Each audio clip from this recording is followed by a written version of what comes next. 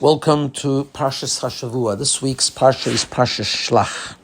Of course, Shelach has many things, but famously begins with the story of the Meraglim, the spies, who were sent by Moshe Rabbeinu, the 12 spies, and the 10 came back and gave a negative report about Eretz Yisrael.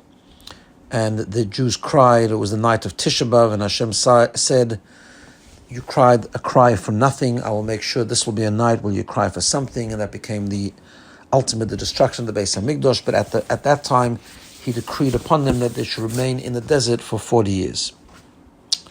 So much has been said about the story of the Meraglim, but today what I want to do is I want to just share with you two explanations on things that is in the Parsha seemingly problematic or questionable in the actual words of the Psukim or the Parsha itself, and see how we can explain them.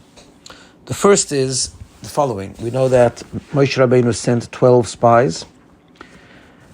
Rashi says that at the beginning they were actually good people, tzaddikim, but they could have gone with intentions that weren't so good, and they ended up coming back with a negative, and 10 of them were considered mistaken and evil, and therefore they died. Whereas Yehoshua and Kalev, they survived. Now, when they went, it says in the pasuk, "Eila shmoiso anoshim," and it lists all the list of the people. It says these are the names of the people. Asher Shelach Moshe loser l'sa'aretz. Moshe Rabbeinu sent to spy out the land. Vayikro Moshe leHosheya bin Nun Yehoshua. Moshe Rabbeinu changed the name of Hosheya bin Nun, his disciple, to Yehoshua. Rashi says that he was davening for him specifically. Yehoshua then begins with the letters Yud and Hey, which is Hashem's name, Ka, and he said, Ka Yoshiacha Ma'atzas Meraglim. Hashem should protect you, Hashem should save you from the scheme of the Meraglim. The obvious question is, if there was a problem, if Moshe foresaw that there was going to be a problem with the Meraglim, that they had not such good intentions, and it was very possible that the test that they will be tested with, when they see the strength and the power of the land of Israel, that they might come back and create chaos and dissuade the Jewish people from wanting to go into Israel. So why did he only daven for Yehoshua? Why did he daven for everyone? Why did he make a special tefillah for all of the Meraglim? Why only Yehoshua? There are many explanations, but the one I'm going to share with you is an unbelievable revelation in a mystical way that the Arizal shares. Now Arizal says the following, and it's based on a question. We know that there were 12, there's always a number 12, right? The tribes are always number 12, but we know that there are different ways that the 12 is reached, the number 12 is reached. Yaakov Avinu had 12 sons, and when Levi is enumerated as one of the 12 tribes, or one of the 12 sons, the other one that makes up the 12 is Yosef, even though Yosef later split into two tribes, Menashe and Ephraim, but they wouldn't be counted when Levi is counted, because you always go with the number 12. You never see the number 13 when it comes to tribes. However, sometimes there's a list of tribes where Levi is not enumerated, so then we find that the split between Menashe and Ephraim, the two sons of Yosef, become two separate tribes. When the Meraglim was sent,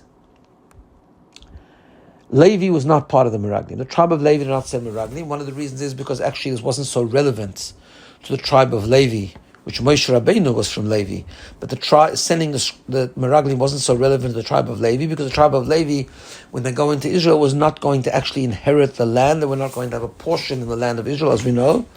That when the land was divided up into 12 parts, given to the various tribes, Shevet Levi did not get a portion of the land. That's why the various tithes and presents that were given to the Leviim and the Kohanim, etc., to be able to live and survive.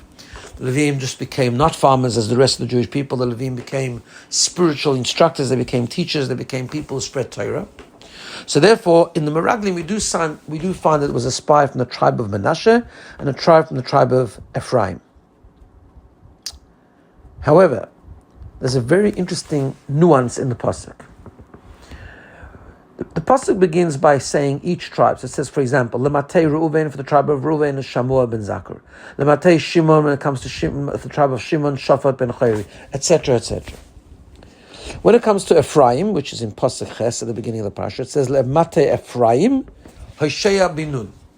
When it came to the tribe of Ephraim, it was Hosheya Binun. Later, when it comes to Menashe, it starts it off differently. It says Le'mate Yosef, for the tribe of Yosef, Le'mate Menashe, which then is the tribe of Menashe. Gadi ben Susi, the spy was Gadi ben Susi. So the obvious question is like this.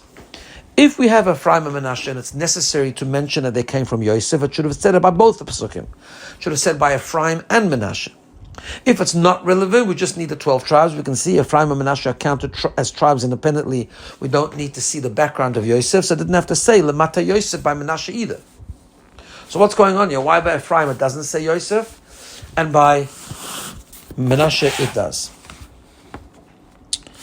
So the Arizal explains in the following way. He says that Hashem reveals His secrets to those who fear Him. In other words, to the great tzaddikim, are privy to what's going on. When Moshe Rabbeinu sent the Meraglim to spy out the land, Hashem sent with them the neshamis, the holy souls of the sons of Yaakov, which became embedded in the souls of the Meraglim, so that they should be protected. Why? Because the Maharizal explains when Hashem saw that they are prone to be sinning, that they might be tempted with the challenge of what they're going to see in Israel, and they're going to come back and do terrible things and spread a negative report. So what did Hashem do? Hashem decreed that the neshamas of the Shvatim themselves, people who are called Bnei Yisrael, should embed themselves, so to speak, in the neshamas of the Meraglim, and therefore they should be able to have the koyach not to fall into that evil plot, which he says is hinted in the pasuk where it says when they went, they were kulam anoshim, they were all people of men of stature. Roshei bnei Yisrael hema, they were the heads of bnei Yisrael, meaning like they had the shvatim, like just like the shvatim are the heads of the bnei Yisrael, they had the shvatim with him. Now, of course, the tribe of Levi was not embedded because there was no spy from Levi. But here came the issue with the Meraglim. Came the issue with Menashe and Ephraim, with Yosef. Yosef, the neshama of Yosef was embedded into the spy of Menashe, which is why in the pasuk of Menashe it says Lemate Yosef Lemate Menashe.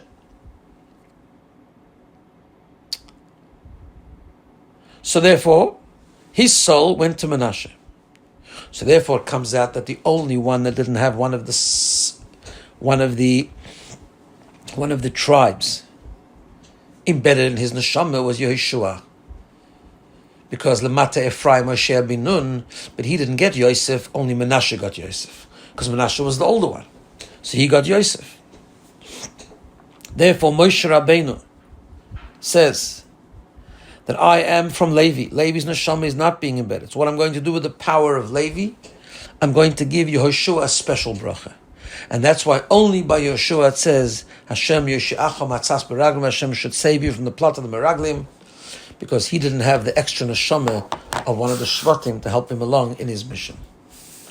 It turned out that with Kolev, who was from the tribe of Yehuda, the fact that he had the neshama of Yehuda actually helped, in addition to the fact that he went to Daven at Hebron, as it says, and he came back at Tzaddik, just like Yehoshua did. That the others, even with the neshama of the Shvatim, they kind of detached themselves from the great neshamas of the Shvatim that had attached themselves to their neshama, and they fell into the plot and came back with a bad report.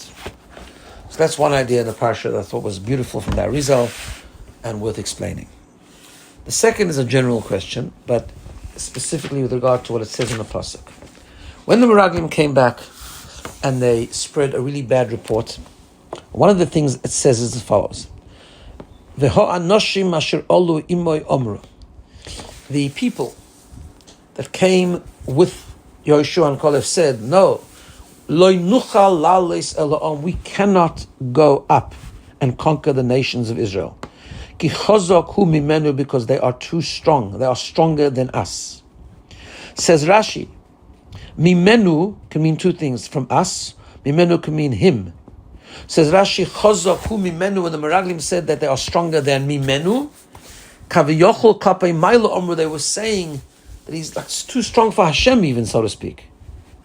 In other words, as the Chazal tell us, what they said was, Ein balabais yochel heitzi kelev. They're saying like Hashem himself, so to speak, cannot take care of his own creations. He cannot remove his own creations from the land of Israel. That's what they were saying. That's how strong they were, adamant that it's not possible to go to the land of Israel. And the obvious question, in a general but specifically in this pasuk, is the following: we're talking about Meraglim who saw everything that had happened to the Jewish people. They saw the plagues, the miraculous plagues. They saw Makas Bechoros, the plague of the firstborn. They saw how the Yid were able to leave Mitzrayim. They saw how the Mitzrayim was destroyed in the time of Kriyas Yamsuf. They saw it all. They saw everything that happened, all the miraculous things that had happened to protect and save the Jewish people till this point. How is it possible to entertain? How is it possible to entertain that they would really think that it's not possible for the Jewish people, and it's not possible for Hashem to make a similar miracle and to ensure that they were able to conquer the people in the land of Israel and be able to conquer the land and settle in the land of Eretz Yisrael? How was that possible? How could that be? They saw the man saying they saw that when they were in the desert, the clouds of glories and the mountains and everything, they were able to crush the mountains and take care of the snakes and the scorpions, everything in the most miraculous way. And they shouldn't be able to conquer the land of Israel. I mean, even you want to be evil, you have to say something that's sort of partially true. You have to be able to make up a story that at least makes sense. This is completely irrational.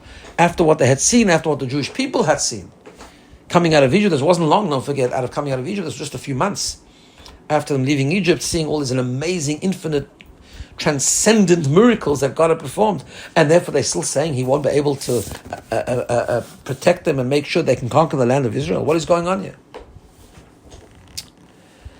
So the Lubavitcher Rebbe in a Sikha once gave the following explanation. That really the explanation is not about the inability, Chas v'Shalom, of Hashem to perform miracles. They knew Hashem could perform miracles. But there was a certain type of miracle they weren't aware of, and it's got to do with the whole spiritual attitude, the whole spiritual perspective that the Meraglim had. It's explained in the Kutei Torah, a famous idea, that the Meraglim actually, really what they wanted was, they wanted the Jews to remain in the Midbar because they were afraid of what was going to be when the Jews come into the land of Israel. Meaning, up until then, the Jews were saved, protected, and sustained in a most miraculous way. But a miraculous way which meant that they were detached from the physical environment. They were schlepped out of Egypt and they were protected by the clouds of glory. They were given mon min hashamayim, the mon from heaven. Everything was a supernatural. Their whole existence was a supernatural existence. They knew that the Jews will go into Israel, everything will switch. They will be going to and meant to be living a life of nature, of teva, a natural life, where you have to plow the field, where no more there will be mon. You have to plow the field and sow the field and be able to just live through the natural means. And they were scared that when the Jews do that, they will suffer spiritually. They will lose their connection to Hashem. They will become absorbed in the natural world which conceals the infinite presence of God, and they will lose that infinite and supernatural connection they have with Hashem, and will become part of the Gashmi, as part of the physical environment and part of the natural environment in which they will be, which will affect them spiritually, will affect them in the way they think, will affect them in recognizing that everything's from Hashem. It will affect them in being connected to Hashem while still living and operating in the physical and through the physical and natural routine. And therefore it will completely destroy them spiritually, and therefore they were worried. Now, they had seen tremendous miracles. Why wouldn't the miracle help them even spiritually? Why wouldn't the miracle of going to Israel and conquering the land, why couldn't that also assist them and support them spiritually to ensure spiritual success? So he says what the Meraglim thought was the following. There are two ways the world runs. Nes and Teva, miracle and nature. Up until now, what were the miracles? The miracles were a force of Hashem that came into the world and pushed aside the system of nature. all the makkos, all the plagues were about supernatural events. Coming into the midbar, Hashem pushed aside nature. There was nothing growing there. The Jews had no food to eat. There was no physical, natural protection from the snakes, the scorpions, and the elements, and the nations around them. And yet Hashem put them into a completely supernatural context and experience. They knew that. They had seen all the miracles. They had seen all the miracles, which by definition, all the miracles meant that there's a system of nature, comes the miraculous system and overrides and superimposes itself on the natural system, and nature ceases to exist and miracles take over. Like the Kriyas Yamsuf, the splitting of the Red Sea. The nature of the sea is to flow. Nature came and over superimposed the whole system of nature, and now the water stood. When it needed to stand, it stood in one place. However, they knew that when they come into Eretz Yisrael, Hashem wants them to operate in the system of nature. Because that's the purpose of the world, really. The purpose of the world is to Torah mitzvahs in nature, in a natural world, to reveal Hashem where He's not obvious, to reveal Hashem where it's dark, to reveal Hashem even in the natural system. Which means that Hashem decided that, for the most part, the world should run al-pi teva, should run naturally speaking. So they said once the Yidden leave the world of miracle and go into the world of nature, they will not be able to conquer it, spiritually speaking. Yes, Hashem could lead them into Eretz Yisrael and miraculously create a victory. But then, in their mind, nature would overtake. Once nature overtakes, once miracle overtakes, and there's no more nature. And they knew that, no, that's not the Ratzon of Hashem. The Ratzon of Hashem is that once they leave the midbar, once they leave the desert, the system now becomes nature. Which is what they meant when they said, of course they knew the power of Hashem. But it's what they meant when they said, Ki chazak hu mimenu. They are too strong for us.